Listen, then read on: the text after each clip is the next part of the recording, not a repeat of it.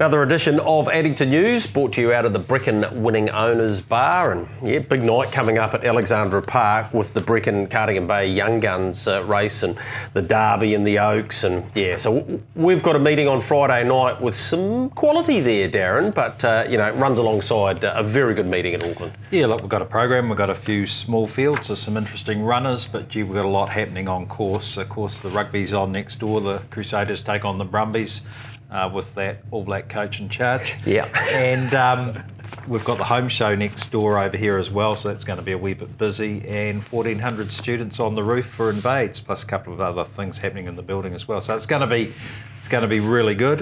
Weather's going to be pretty good, it looks like. So, you know, it's going to be a lot of fun, and those students had a really good time last time. Yeah, absolutely they did. And we're introducing them to a sport that hopefully they'll come back. Obviously they like coming at cup time, but yeah, we need them to attend another couple of meetings too. Yeah, look, they were all dressed up. They loved it. They actually went over and watched the races, which is cool, not just taking in a few drinks and a bite to eat and listening to the DJ. They actually went over and watched some of the races and took all that in, and yeah, they're yelling and screaming for a couple of horses, which was good, and a couple of them made $1, which is good. Yeah, it provides a good atmosphere, and we'll try and help you out with that with our selections later on. But we've got a whole lot of features coming up, and I know the Superstars, which is being run at Easter, and then of course a bit of a shift for the Country Cups final, the $90,000 race, won last year by the Falcon, who beat All-American Lover, who went on and won the race at Auckland, the Queen of Hearts. So it's a good form race, but that's about the 12th of May. So tell me a bit more about that. Yeah, so my mistake last week when we mentioned that, I got the Superstars and the Country Cups mixed up. So we've got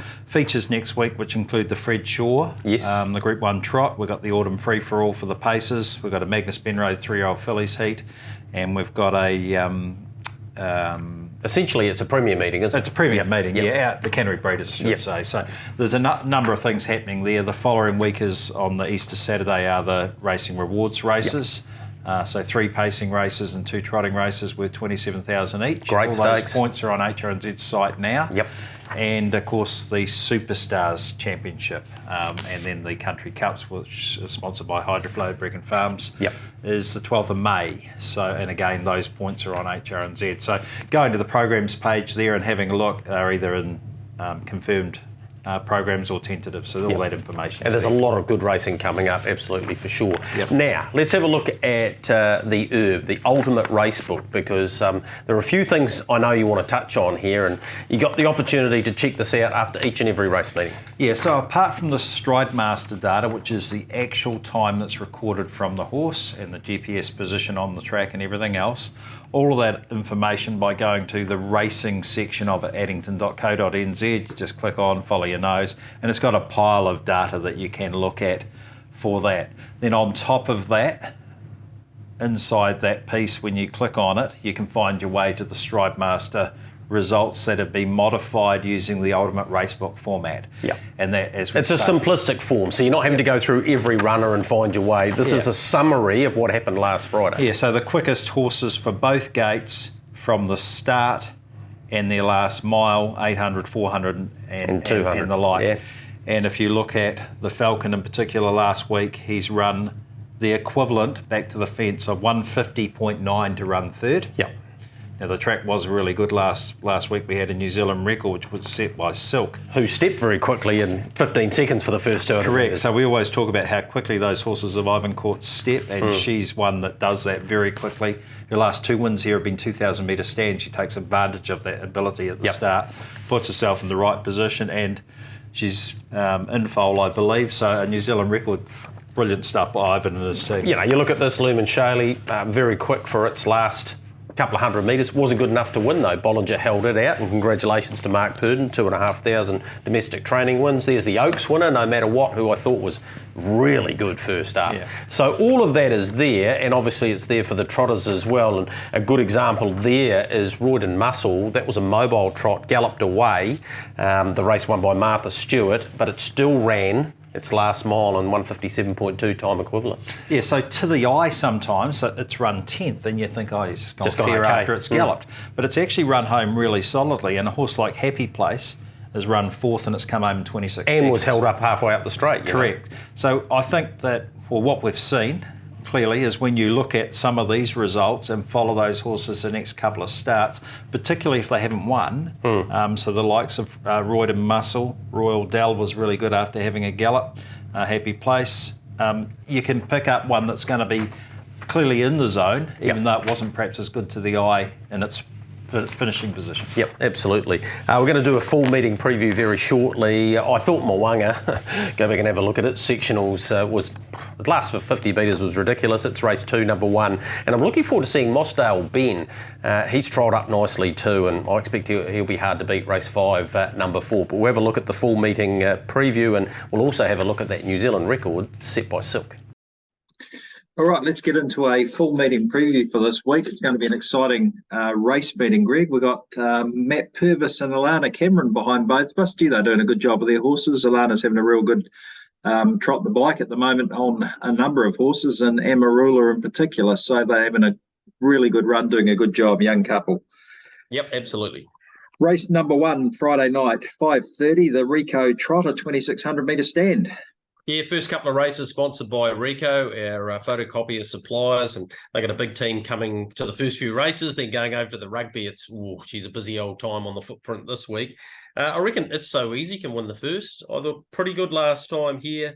Look, that was against Madeline Stowe and company, and this is a step back for it. If it rolled to the front, Darren, I reckon it would take a fair bit of getting past. I know she's got a few tricks and a few challenges for Pete and Margot at times, but I reckon this might be her race. I'll go for It's So Easy on top. Randall Houston P's got a big motor, and you would think would be suited to Addington. The big bends and the wide open spaces, already shown that he enjoyed Ashburton. So, yeah, I'm thinking he'll be suited here. If he trots all the way, he'll take plenty of beating. Ilsa's Son was really good first up. Wouldn't need to improve much off the back of that. And old Rachmaninoff just keeps on going good races. Always a first 4 chance. Although, just looking there, Darren, it is start number 100 at Addington Raceway and is yet to win. So maybe a top 3, top 4 bet might be the best way to go with the Trevor Grant trained runner. Race number 2's the first leg of that early quaddie, the Rico Mobile Pace 2,600 at 5:55. Yeah, had to be impressed by what Mo'unga was able to produce last week. Looked like it was going to roll to the top from the stand and rolled into a gallop, unfortunately. The performance after was excellent. It was the race won by Silk and that record run, 2,000 metres for a mare. Look, he would only need to go off the gate with them. He could either stay in front and win, or if he takes a trail, then I still think he's the horse to beat. Big winning chance. Will be pretty short, I'm sure, with the bookies when they open it up. So happy to be with Mo'unga. Looking forward to seeing Daredevil back. Love the way he's trialled. He's a son of Sweet Lou, and he's trained by Mark and Nathan Purdon. Hasn't been seen since September when he won. But those trials have indicated he'll be pretty forward for this. So I give him a big chance. I just think Mo'unga's got the advantage of the draw and that race fitness. Angela Montana draws wide, but is more than capable, has Carter Dalgetty, and Better Be Sharp is always to be respected in these types of races. It's a pretty good race, but I think Mo'unga will be the best of them. Race number 3, Woodland Stud Breeding a Better Future Mobile Pace 1980, and that one's at 6:20, Greg. Yeah, Medina Magic will be hard to beat here. Really good second behind Fortify. I think she's a filly you're going to hear plenty more of. So that form line should stack up. And the run prior to that back in February was also good. So third up, Steve Amanda Telfer, Hayden Cullen. Big chance from the draw. Expect it to be winning. To beat Scarlet's Legacy, it's the horse that put in the big run in the race, won by Fortify, and just came to the end of it inside the last 150 metres. But that wasn't surprising. Should improve the filly by Vincent off the back of that. Cormac Leo's an interesting runner. This one trained by Craig Ferguson. Doesn't come north for the horse unless he thinks it can win. Has been a winner at the workouts, 57, 27, 9, and bolted in when it did win that workout. Formerly trained in the north. Now it's here. Wide draw is not going to make it easy, but I reckon you respect it. And goddamn's done very little wrong for Colin and Julie DeFilippi. But yeah, I think it's Medina Magic's race to lose. Race number 4 is the Avon City Ford Handicap Trot 2,600 at 6:50. Yeah, found this a tricky race, Darren.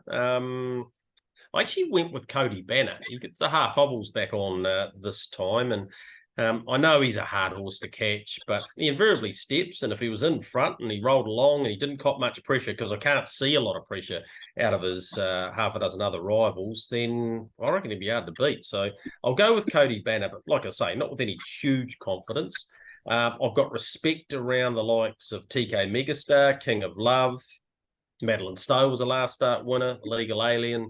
It's just one of those races. I'll each way Cody Banner, but it's probably not the sort of race that you'd want to get too heavily involved in. The last leg of that early quaddie is the Hydroflow Mobile Pace 2600 at 7:15. Yeah, Mosdale Ben, always liked him. Last start second behind Artie's Express here. We know what sort of talent she is, and I know he's been put aside rather for a wee while, but he's trialled nicely, and he beat He's a Sport at the trials. He's a Sport went through on the inside to beat him.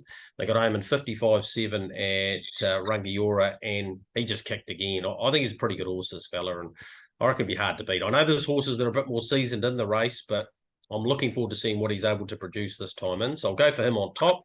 See Your Art was excellent, sitting parked outside Bollinger and Lumen Shaley last time and fought on really solidly.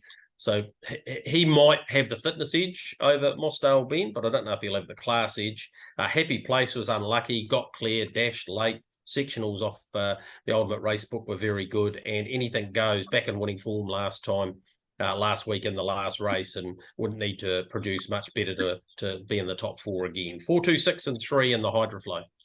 Race number 6 is the Paul Renwick Joinery Handicap Trot 2600 at 7:40, and a couple of those horses that we highlighted earlier, Greg Royden Muscle and Royal Dell, who both got home really good after making mistakes. They were highlighted in the Ultimate Racebook's times from last week.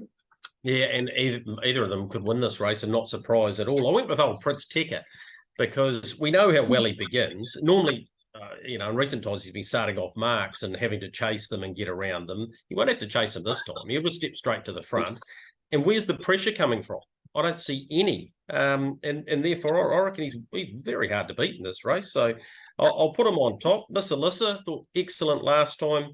Her last 2 runs, both of them here at Addington behind Tedesco, Martha Stewart, had merit. I know she got a good run last time, but yeah, I think the 2600 is way more her go. And when you go through a record, she's having start 50 over this distance and has won half a dozen of them. So, yeah, I reckon she's a big chance. Royal Dell, for all the things we've talked about, seems to go win, miss, and now it's had a couple of misses. It might be ready to win again. So, yep, have it in. And it was a toss-up between Royden Muscle and Two Tangata. I went for Two Tangata because you never leave Paul Wren out. And if you do, Darren, you're a fool. Exactly. He punishes you if you leave him out. Race number 7 is the NZB Air Freight Handicap Pace, 2600 at 8:09, the feature race of the night, and a really tidy, small and select field, Greg. Yeah, it is, and it's a tricky race to try and work out. I thought Coravelli Star could win. He's been given a freshen up from those 2 short course races he won here, where he beat arguably better fields than this. And then he was third in behind One Change, who just got a beautiful run in that very quickly run last start of his back on the 2nd of March. So he just had that slight freshen up, and that might be enough. He's a quick beginner.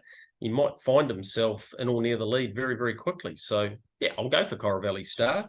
Over his stablemate Terry, who didn't have all favours last week, but still found the line strongly and did so behind Heisenberg, a race rival again at his previous start. You have to have Samstown in there, and you have to have Heisenberg in there.